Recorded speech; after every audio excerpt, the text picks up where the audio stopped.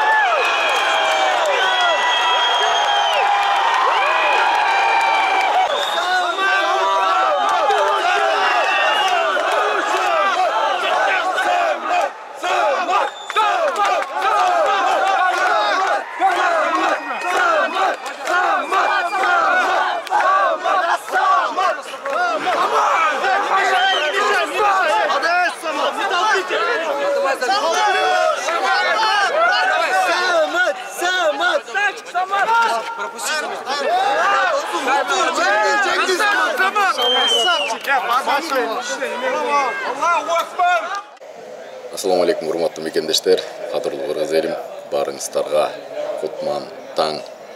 Бүгүн 26-июнь болуп калды.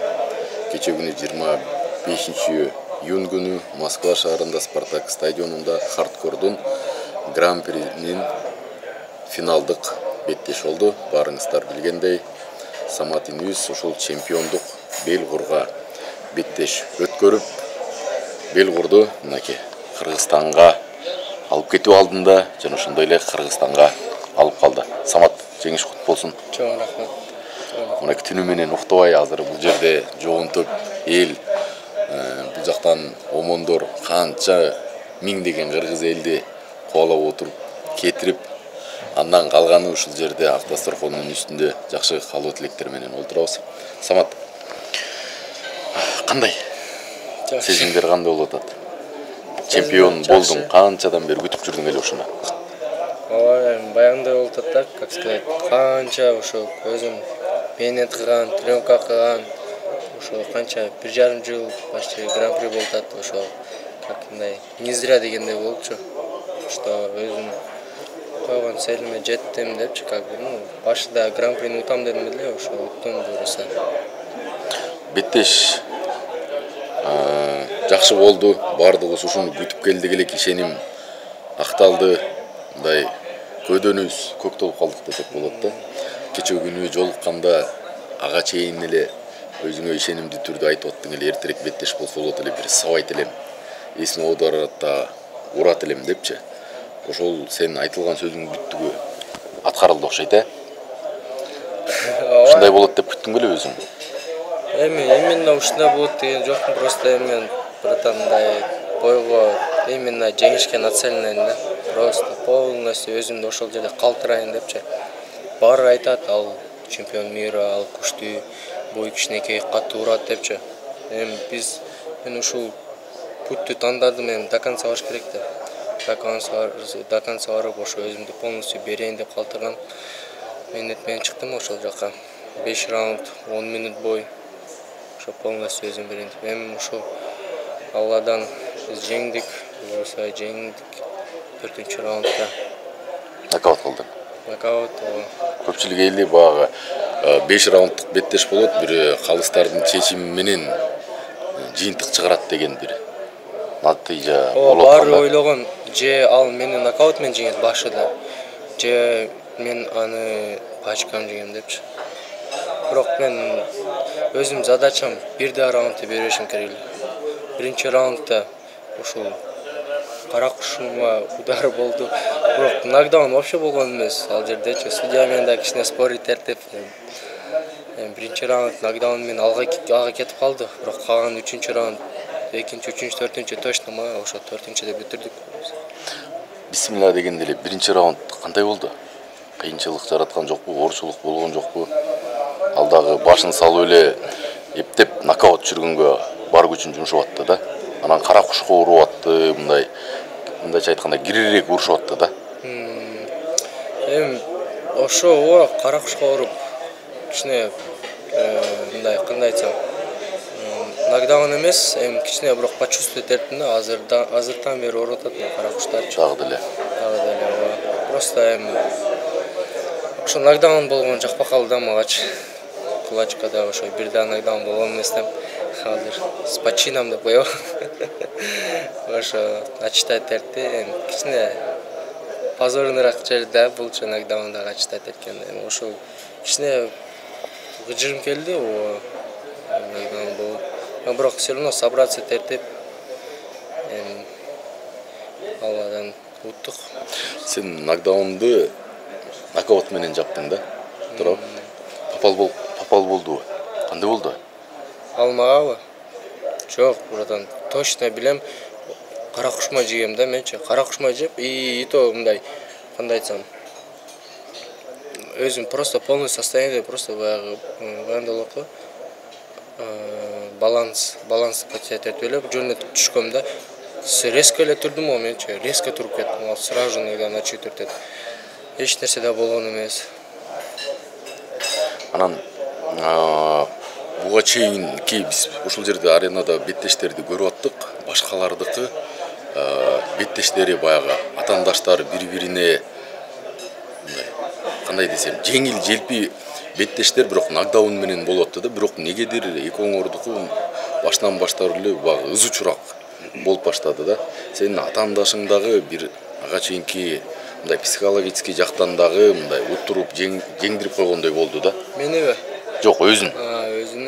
Өзүн ооба, конференция. Жоготууга учурагандай болуп атты да. Октон бери ошондой конференцияда, башка жактарда мындай ыжыр келип, мени жаман көз менен карап жүрө берет. Билбейм, может корккондур. Просто биз точно билебиз да, биз коркпойбуз да аларданчы.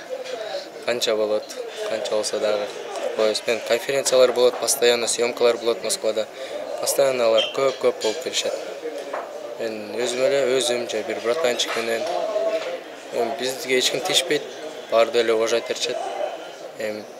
Биз кандай айтсам, кол менен доказывать эткен максат кылтабыз да, большучу, чем берки клоундорго окшоп көп сүйлөбөй, сүйлөп аны отвечать этпейчи, как бы. Мужской понятиеде андай жок го, билесиң. Ооба. Ошо. Баягы сөз менен эмес, иш менен тиги иш аракетти кылдың. Эркек болгондон кийин ушундай болуш керек. БМВны айдап чыкпадыңбы? БМВ эмне болду?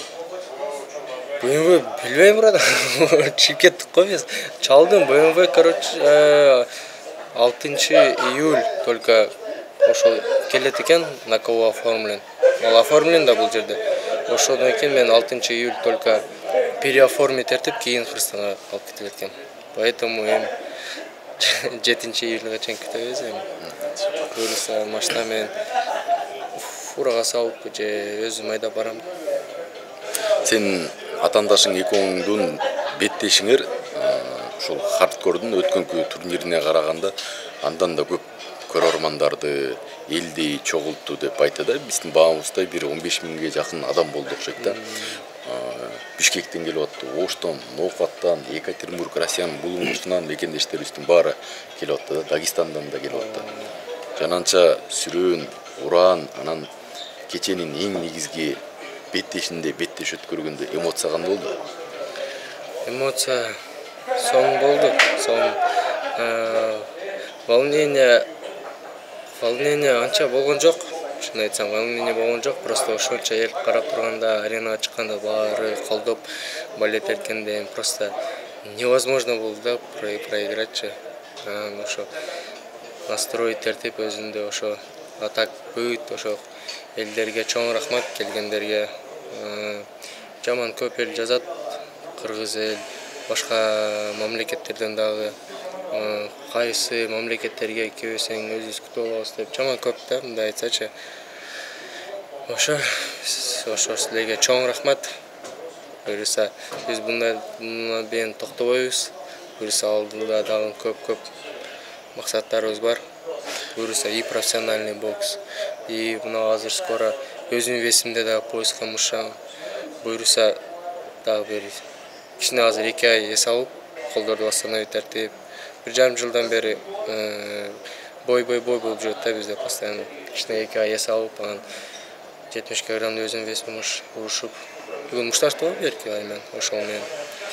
ошо буюрса 2 пояс болот эми. Кол иншалла буюрса колду сындырдың ба? Не болду? Жок, колду сындырган жокмун. Тишиге тийдим окшойт. Колум кичине жытылып кетти. Бетиң таза чыгыптыр. Бетим эмнетим кичине деп шып калыптыр. Эми ушул уюмда сенин бир кыйла баягы даражаң көтөрүлдү. Ошондой эле башка салмактагы чемпиондор дагы сен менен беттешем деп кезекке туруп баштады да четинен. Бокс боюнча мындай дейбиз да бизчи. Эми алар мага керек эмес, мен аларга керекмин. Чын айтсачы. Поэтому мен айтам 70 кг койгула, чыгар любойңар менен чыгам депчи. Потому что уже 1,5 жылдан бери бар демей чыгып гран-приде. 2-3 соперник менден 10-15 кг чоң болуп, кичине өзүң здоровьяңда караш керек да. Үйдө ата-энем бар, агам бар, постоянно мындай урушат да.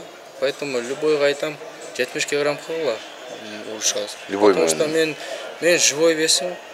Мындай айтса 73-72 да. Азыр ошо вес жок деп биз көп жеп жүрүп ошо 74 болду дейм. Керек болсо даже 66-га да гонять этсем чоң. Смело. Просто башка өзүбүздүн условиябыз коебуз.